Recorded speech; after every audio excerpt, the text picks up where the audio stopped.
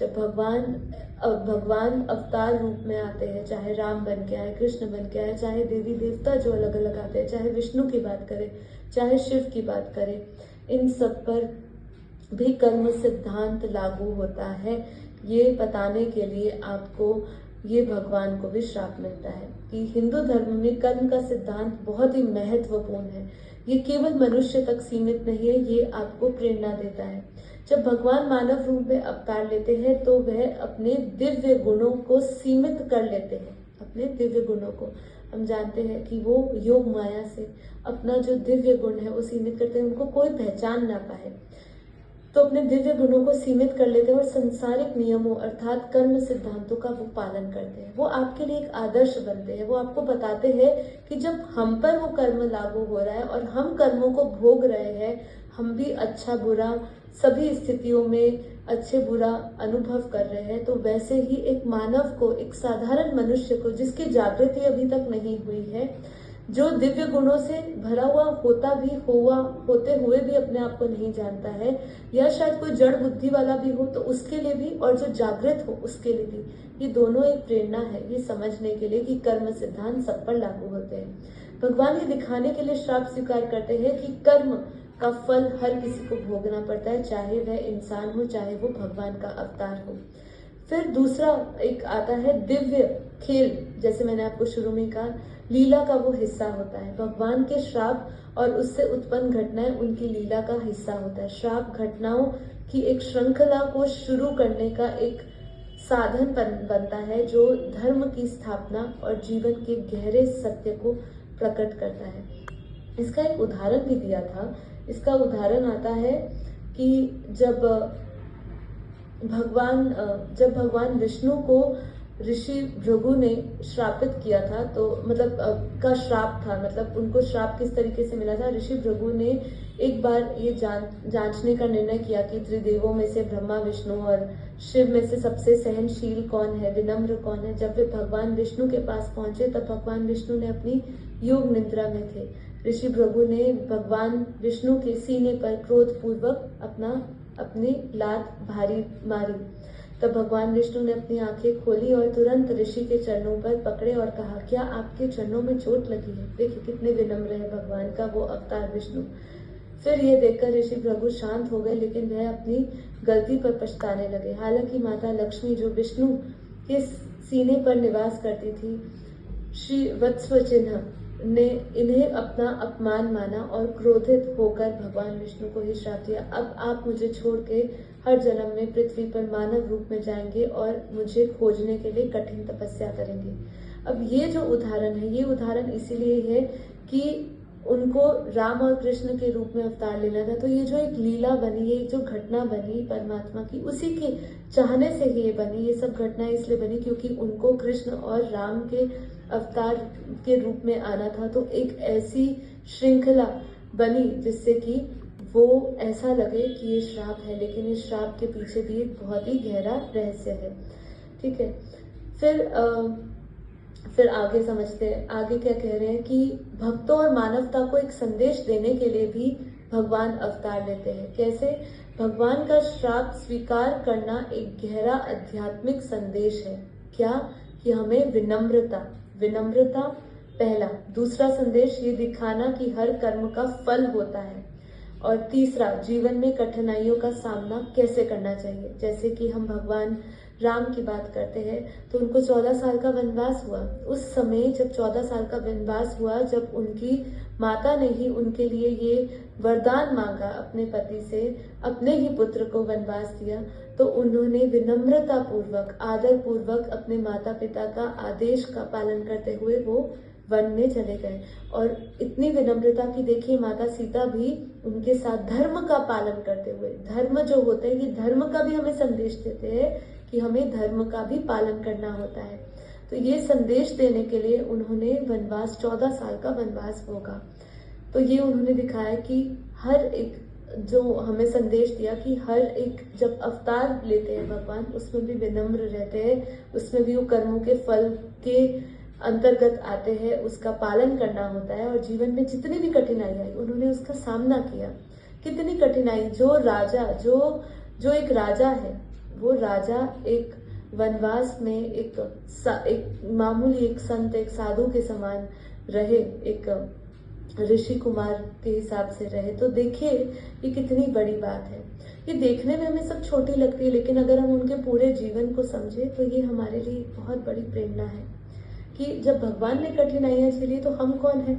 हमें भी अगर समस्या आती है तो हमें वो समस्या नहीं समझनी चाहिए। जब वो जागृत होते हुए, जब वो अपने पूर्ण अवतार में आए या अंश अवतार में आए, तो उन्होंने जब समय समय पर इतना कुछ झेला, तो हमें तो ये कलयुग है, और कलयुग में जो हमारी चेतना का स्तर है वो इतना लोएस्ट लेवल पे आ चुका है जहां हमें जागृत ही नहीं है। वो तो जागृत है, उन्होंने तो अपने दिव्य गुणों को सीमित कर दिया था, पर जब जरूरत पड़ी तो उन्होंने वही दिव्य गुणों से अपने जगह जगह लीलाएं दिखाते हुए अपने दिव्य साक्षात्कार भी करवाए।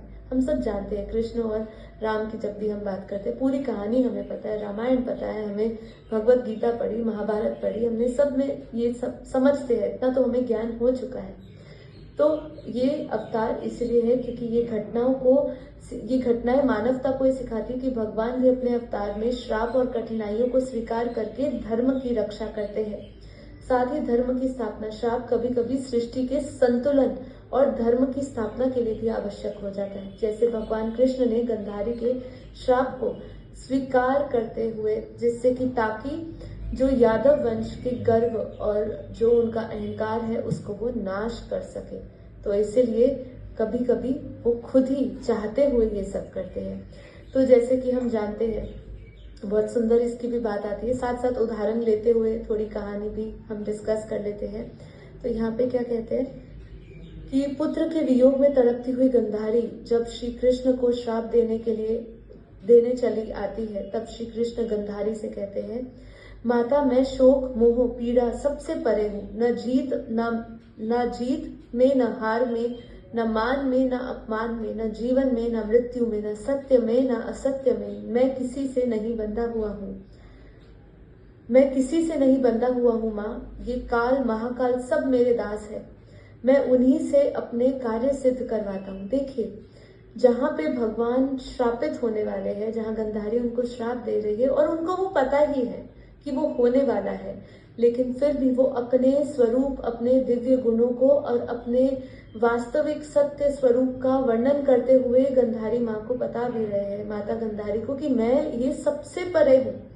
फिर भी वो उनके उस लीला को ना समझते हुए, और वो धर्म की रक्षा के लिए किया उन्होंने, वो ना समझे, क्योंकि कुछ ना कुछ उसमें भी कल्याणकारी छुपा था। क्योंकि अगर देखिए उन्होंने अपने आप वो श्राप देकर अपने वंश का नाश नहीं किया, क्योंकि वो वंश का नाश करना उनके गर्व और अहंकार को, जो यादव वंश था उसके गर्व और अहंकार को तोड़ना था, और उसके लिए श्राप देना अवश्य था, ये जरूरी था, ये घटना इसलिए बनी थी।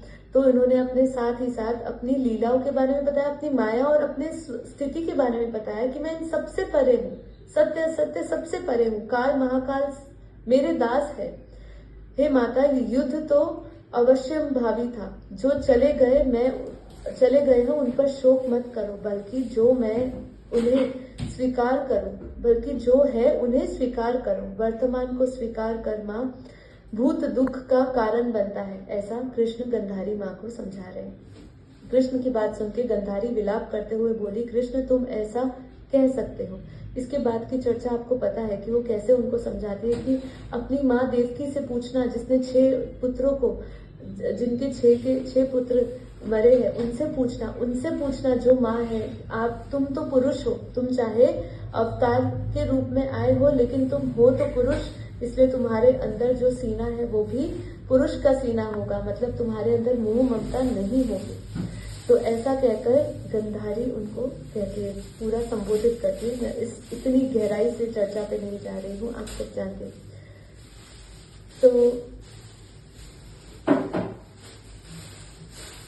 तो वो यही कहते हैं कि देवकी माता से पूछना जिन्होंने अपने पुत्र का शोक किया है, जिनको पता है कि उनके जो कलेजे के टुकड़े जब उनकी हत्या होती है तो क्या महसूस होता है। कृष्ण गंधारी को पुनः समझाते हुए कहते हैं, परंतु माता, कौरवों ने स्वयं ही ये मार्ग चुना था जिससे उनका पतन हुआ है। अब अब मैं किसी के कर्म क्षेत्र पर तो अधिकार नहीं जमा सकता हूँ। कर्मों का फल तो भोगना ही पड़ता है। माता गंधारी कृष्ण की तरफ अश्रुपूरित नेत्रों से देखते हुए बोलती, ये कहना आसान है केशव, परंतु एक माता के लिए ये पुत्र ही सबसे ज्यादा महत्वपूर्ण होता है। चाहे वो लायक हो चाहे वो नालायक हो, इसकी माँ की ममता पर कोई प्रभाव नहीं पड़ता। जितना दुख उसको लायक पुत्र की मृत्यु पर होता है, उतना ही नालायक पुत्र की मृत्यु पर भी होता है। इसलिए वो बहुत ही शोकाकुल में थी। ठीक है, उन्होंने ये कहा, उन्होंने उदाहरण देते हुए कहा कि माता पार्वती देवी होते हुए भी अपने पुत्र गणेश का शोक सहन नहीं कर पाई थी। ये कृष्ण कभी माँ बनकर देखना, तब तुम्हें पता चलेगा। ठीक है, ये सब बातें होती है। फिर ऐसा कहते हैं कि युधिष्ठिर बीच में आता है और युधिष्ठिर भी बोलते हैं कि गंधारी माता को बोलते हैं कि ये आप क्रोध हम ना करिए, ये हम सब की भूल है। पर उनको दुर्योधन और अपने अन्य पुत्रों का इतना शौक होता है तो वो उनको फिर श्राप देती है। क्या श्राप देती है? हे माधव, मैं शिव भक्तनी गंधारी अपने पतिव्रत धर्म के एकत्रित किए गए पुण्य शक्ति से तुम्हें श्राप देती हूँ कि जिस तरह कुरुवंश का विनाश हुआ है, उसी तरह से पूरा यदुवंश का भी विनाश हो जाएगा। जब गंधारी ने ऐसा कहा तो कृष्ण बोले, माता, ये श्राप आपने मुझे नहीं स्वयं को दिया है। अब अभी तो सिर्फ 100 पुत्रों के शोक से उभर कर नहीं आ पाई है तथा अपने एक और पुत्र को श्राप दे दिया है। उनका इस समय जो संबोधन करने का उद्देश्य था, वो अपने आप को ही गंधारी के पुत्र समझ के कह रहे थे कि आपने 100 पुत्र को तो देख ही लिया, उनके शव को तो देख ही लिया, अब आप एक और पुत्र को श्राप दे रहे हैं। हे माता, क्या आप मेरे शव को देख पाएंगे? माता, मुझे आपका श्राप स्वीकार है, क्योंकि न तो मेरी मृत्यु होती है और न ही मेरा जन्म, ना ही मेरा इस शरीर से कोई प्रेम है। माता आपके इस शरीर से प्रेम है और अपने श्राप देकर स्वयं को फिर से दुख के सागर में डुबा दिया है। कृष्ण की बात सुनकर गंधारी को अपने किए पर पछतावा हुआ और बोली, गोविंद, कुरुवंश को नहीं बचा पाऊंगी, पर मगर यदुवंश को ही बचा लो, मैं तुमसे भिक्षा मांगती हूँ। हे माधव, अब मैं अपने अपने और पुत्रों का शव नहीं देख सकती। तो ये जब सब कुछ हुआ, ये सब क्यों हुआ? क्योंकि उनकी जो रचना, जो यादव वंश थे, यदुवंश थे, वो गर्व और अहंकार थे। अहंकार का नाश करने के लिए ये एक पूरी घटना घटी। इसलिए हमें ये समझना है कि ये धर्म की स्थापना के लिए भी कई बार भगवान को श्रापित होना पड़ता है। वो उन्हीं का एक लीला का हिस्सा है। फिर भगवान का कर्म नियम का पालन, ये भी हम समझ गए। श्राप का अर्थ क्या है? देखिए, श्राप शास्त्रों में है कि एक केवल दंड नहीं है, ये ईश्वर की एक ऐसी लीला का हिस्सा है जो संतुलन स्थापित करना और धर्म का मार्ग प्रकाशित करने के लिए, प्रशस्त करने के लिए ये घटित होता है।